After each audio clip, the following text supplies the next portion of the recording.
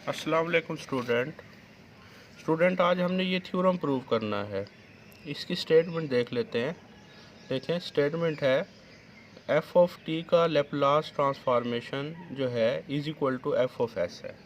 आपको पता है ये डेफिनेशन है लेप्लास ट्रांसफॉर्मेशन की कि लेप्लास ट्रांसफॉर्म क्या होता है कि एफ ऑफ टी एक फंक्शन होता है, आप टी वेरिएबल को कन्वर्ट कर देते हैं एस वेरिएबल में, तो ये टी की ट्रांसफॉर्म हमने की है, ये गिवन है।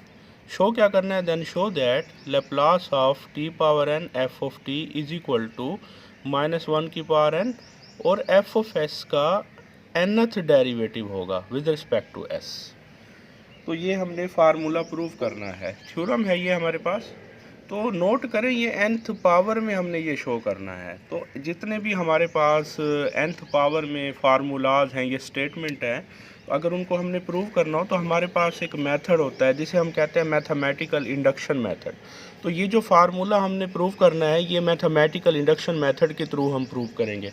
मैथमेटिकल इंडक्शन मेथड क्या होता है? मैथमेटिकल इंडक्शन मेथड हमारे पास ये होता है, it is a method to use verify any statement और फार्मूला। अगर आपके पास एक फार्मूला है, आप उसको वेरीफाई करना चाहते हैं या उसे आप प्रूव करना चाहते हैं, या कोई भी आपके पास मैथमेटिकल स्टेटमेंट है उसको वेरीफाई करना चाहते हैं या प्रूव करना चाहते हैं, तो उसके लिए जो मेथड यूज़ हम करते हैं उसे हम मैथमेटिकल इंडक्शन मेथड कहते हैं। मैथमेटिकल इंडक्शन मेथड की रिक्वायरमेंट क्या होती है कि कोई भी फार्मूला अगर हमारी टू कंडीशंस को सेटिस्फाई कर देता है तो हम कहते हैं कि वो जो फार्मूला है वो वेरीफाई हो गया है। देखें, there are two condition to verify any formula और स्टेटमेंट। कंडीशन फर्स्ट हमारे पास होगी, we prove that statement is true for N is equal to 1। क्या करते हैं हम कि हमारे पास जो गिवन फार्मूला होता है उसमें left side and right side के लिए n को 1 पुट कर देते हैं। तो अगर वो फार्मूला 1 के लिए ट्रू हो जाता है तो हम कहते हैं कि हमारी फर्स्ट कंडीशन सेटिस्फाई हो गई है। इसी तरह हमारी सेकंड कंडीशन होती है। सेकंड कंडीशन में हम क्या करेंगे, we suppose that statement is true for n is equal to k। हम कहेंगे कि स्टेटमेंट जो है k के लिए ट्रू है, ये खुद से सपोज करेंगे। Now we prove that statement is true for n is equal to k plus 1, और स्टेटमेंट को हम k प्लस 1 के लिए प्रूव करेंगे। जहाँ जहाँ फार्मूले में n होगा उसकी जगह k प्लस 1 रिप्लेस कर देंगे, लेफ़्ट साइड भी राइट साइड भी।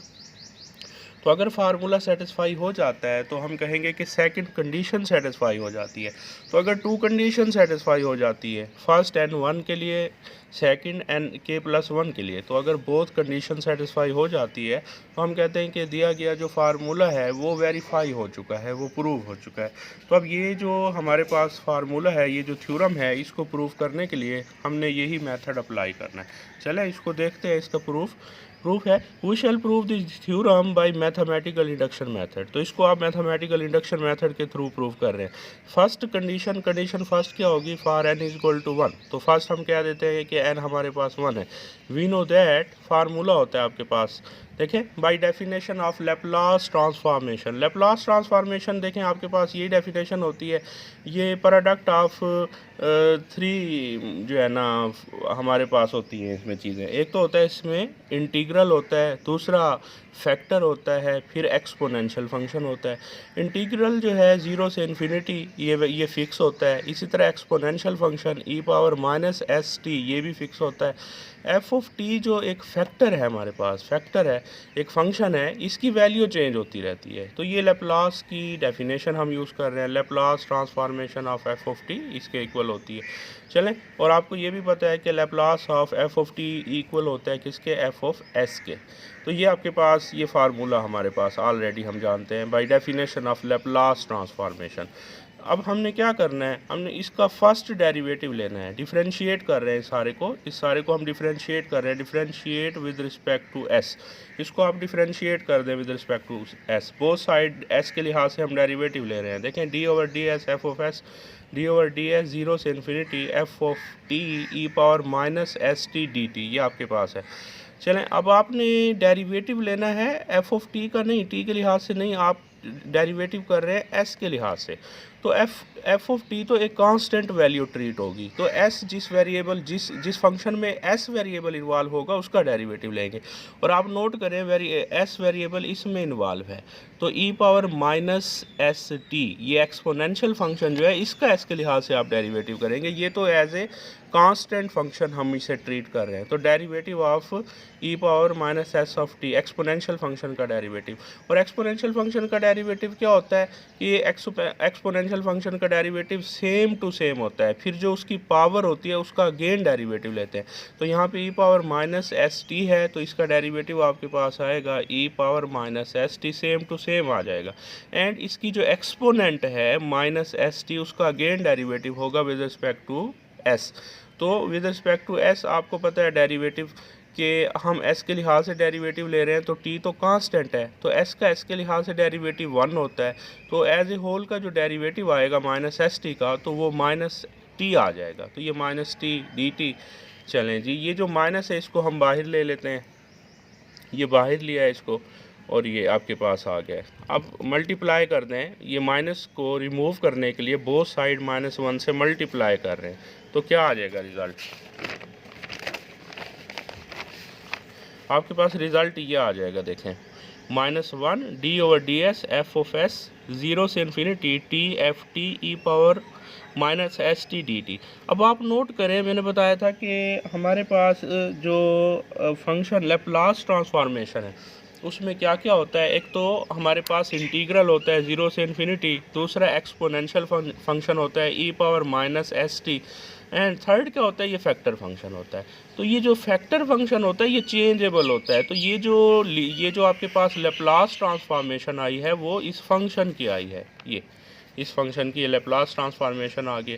अब आप नोट करें -1 की power 1 first derivative with respect to S F of S Laplace transformation T F of T. Mean के ये जो आपके पास जो हमने प्रूव करना था, ये देखें ये फार्मूला प्रूव करना है, इसमें नोट करें टी की पावर यहाँ पे अगर आप 1 लगा दें, यहाँ 1 लगा दें फर्स्ट डेरिवेटिव, तो ये प्रूव हो जाएगा। मतलब कि फर्स्ट 1 के लिए हमने ये स्टेटमेंट ट्रू की है, तो ये स्टेटमेंट जो है 1 के लिए ट्रू हो चुकी है, फर्स्ट कंडीशन सेटिस्फाई हो चुकी है। अब हम सेकंड कंडीशन देखेंगे। सेकंड कंडीशन में क्या होगा, जैसे ऑलरेडी हमने देखा है कि मैथमेटिकल इंडक्शन मेथड यूज़ कर रहे हैं हम, तो सेकंड कंडीशन में क्या होता है, सेकंड कंडीशन में हमने के लिए सपोज कर लेना होता है। कंडीशन सेकंड में suppose that statement is true for n is equal to K, कि ये जो दी गई स्टेटमेंट है ये के लिए ट्रू है।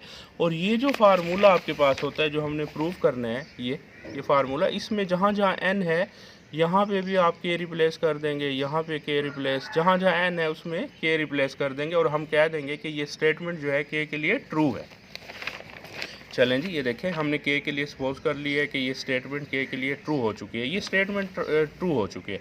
तो अब हम प्रूव किसके लिए करेंगे, हम प्रूव करेंगे for n is equal to k+1 के लिए हम इसे ट्रू करेंगे। Now we prove that statement is true for n is equal to k+1।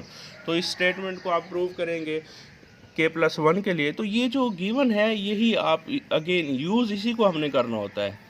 तो ये प्रूव हो चुका है, इसको अगेन हमने कंसीडर करना होता है और प्रूव करना होता है k+1 के लिए। चलें by equation number A. Question number A आपके पास देखें ये है, और by definition of Laplace transformation क्या होगी ये, मतलब कि आपके पास इंटीग्रल होता है 0 से इन्फिनिटी और ये फैक्टर फंक्शन होगा और साथ उसके साथ एक्सपोनेंशियल फंक्शन होगा dt, ये आपके पास आ जाएगा। चले अब हम क्या कर रहे हैं, अगेन इसको हम डिफरेंशिएट कर देते हैं, differentiate with respect to s कर देते हैं। तो अगेन इसका डेरिवेटिव कर रहे हैं आप दोनों साइड पे। देखें f ऑफ s का ऑलरेडी k टाइम तो डेरिवेटिव है, तो 1 टाइम और करेंगे तो फिर आपके पास आ जाएगा k+1। तो ये आपके पास देखें f ऑफ s का डेरिवेटिव बन जाएगा k+1 टाइम और। सपोज दैट जैसे ये आपके पास 10 टाइम डेरिवेटिव है, यहाँ पे 10 होता अगर के, तो 1 टाइम जब और करेंगे तो वो 11 होगा, तो 10 में 1 ही ऐड करने से 11 होगा ना, ये आपके पास आ जाएगा। चलें जी, इस साइड पर आपने डेरिवेटिव अप्लाई किया है। तो यहाँ पे आप नोट करें विद रिस्पेक्ट टू एस कर रहे हैं, तो ये तो आपके पास कांस्टेंट फंक्शन है, तो डेरिवेटिव होगा एक्सपोनेंशियल फंक्शन का जिसमें एस इन्वॉल्व है।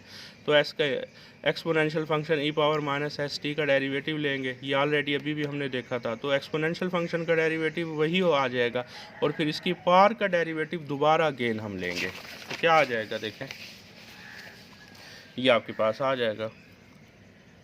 ठीक हो गया। तो ये साइड तो सेम आ रही है ना उसी तरह, तो इसको सिंपलीफाई कर ले, -1 को बाहर हमने लिया है, तो वही अगेन नोट करें कि ये किस में कन्वर्ट हो जाएगा, ये किसका डेरिवेटिव, ये आपके पास Laplace transformation of that function, इस फंक्शन की लैप्लास ट्रांसफॉर्मेशन आपके पास आ जाएगी।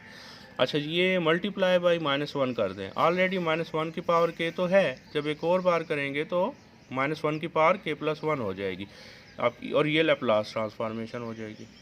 ठीक है, तो ये आपके पास प्रूव हो जाएगा k+1 के लिए। तो नोट करें कि ये जो प्रूव हमने करना था फंक्शन ऑलरेडी, ये जो आपने प्रूव करना था कि Laplace of t power n f of t is equal to -1 power n, तो यहाँ पे नोट करें, यहाँ पे अगर k+1 रिप्लेस कर दें, k+1 k+1 k+1, तो यही रिज़ल्ट आपके पास बन जाता है ना जो हमने अभी प्रूव किया है, तो ये आपके पास रिज़ल्ट बन जाता है।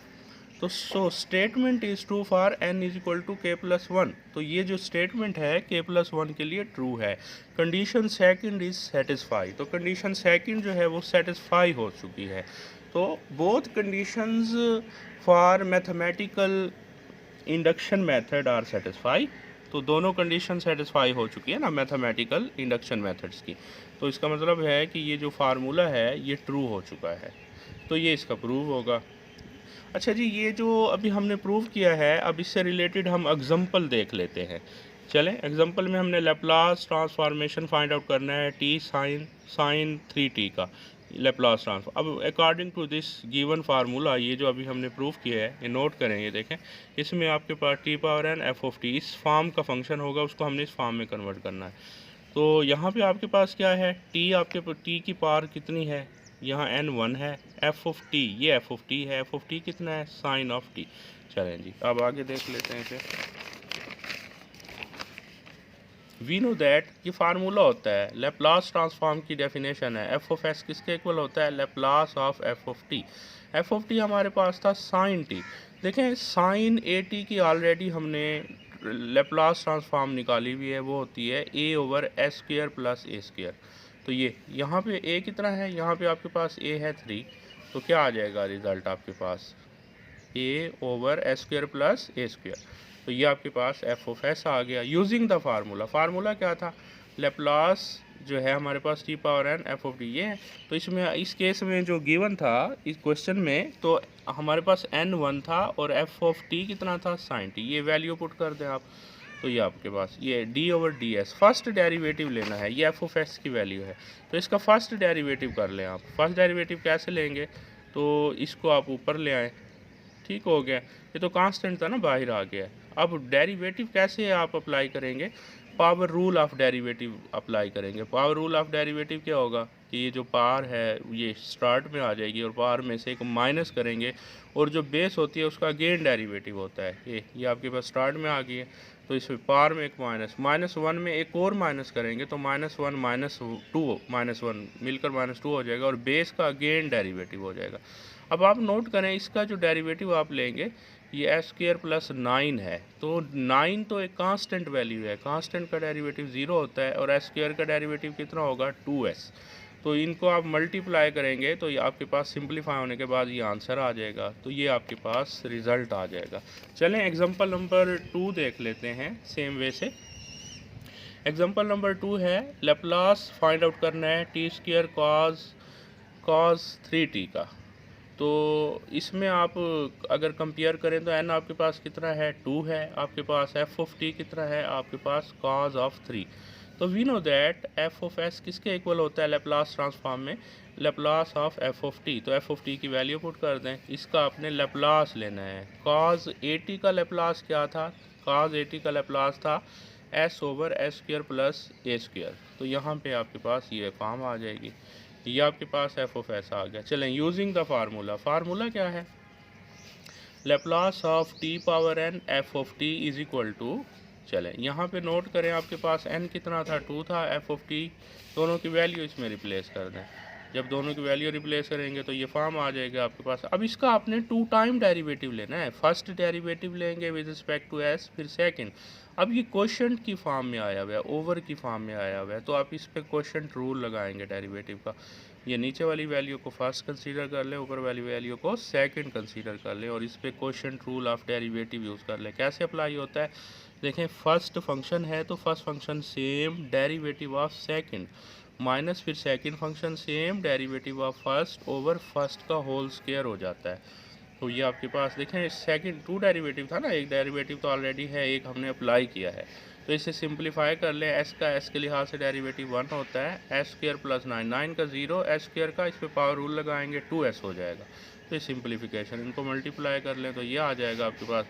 चलें, अब ये जो वैल्यू आई है इसको सेपरेट ये दोनों पे डिवाइड कर दें।